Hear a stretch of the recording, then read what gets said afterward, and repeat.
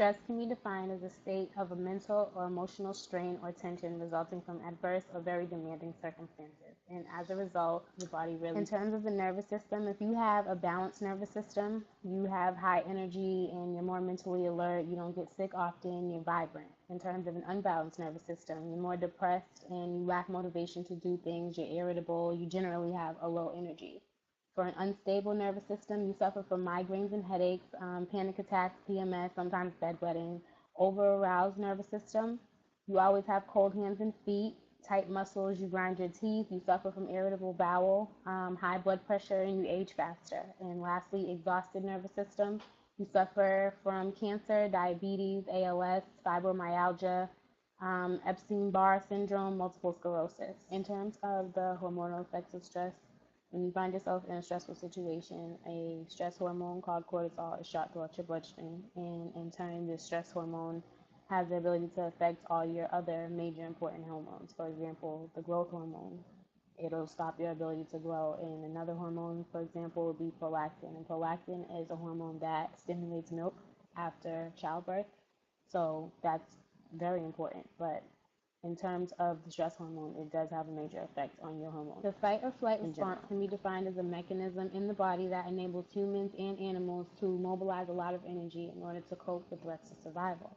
So, in terms of how it works, a threat is perceived first, and then your nervous system automatically puts your body at alert. And then your adrenal cortex releases your stress hormones.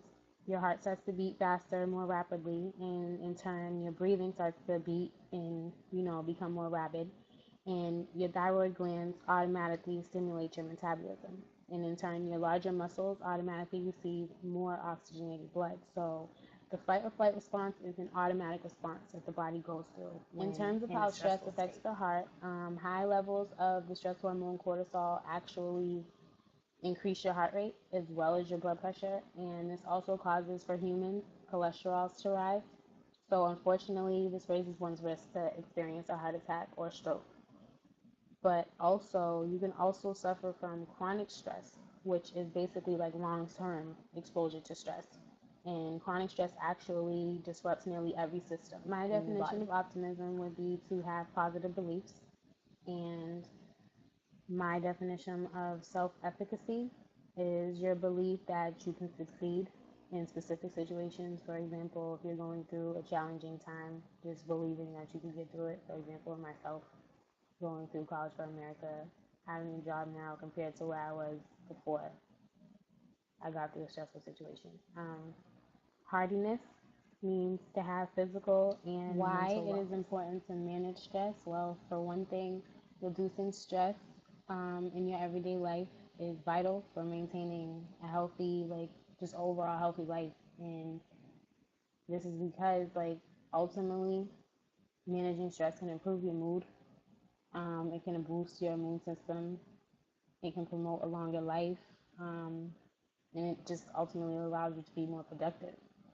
But in terms of health problems that could come along with not managing stress, that involves increased anxiety, depression, drug or alcohol abuse, binge or comfort eating, irritable bowel syndrome, constant upset stomach. All those things can come out of not managing stress. So it's just important that you do try to manage your stress in some type of way. The 4 A's of managing stress are avoid, alter, adapt, or accept. Avoid would be unnecessary stress. Avoid unnecessary stress. For example, people, places, things, anything that's just unnecessary that causes stress in your life. Alter, alter your situation. Figure out how to change a stressful situation, aka the stressor. Adapt, adapt to the stressor. If you can't alter the stressor, then change yourself or your expectations or your attitude. And lastly, accept. Accept the things that you cannot change. Accept the things just can't go the way you want them all the time. In terms of my experience with stress, I've become all too familiar with stress in my life starting at a really young age. And after doing all this research, I actually understand my stress level a lot better. My body is constantly tensed up due to my nervous system. I do believe I have an extremely unbalanced nervous system due to my extreme worrying, shaky hands, high anxiety, cold feet, migraines. I do suffer from migraines. I do suffer from irritable bowel constantly. I'm always depressed and crying often. My mind's always racing as soon as I wake up. I really have a tough time sleeping through the night. I grind my teeth in my sleep, and I have an extreme poor expression of my emotions. Like, I can't talk about something sad without crying over it, or get mad without crying over it.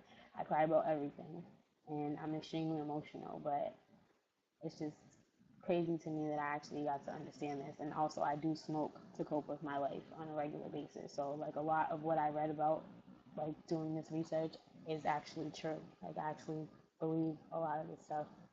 It actually opened my eyes to a lot of things.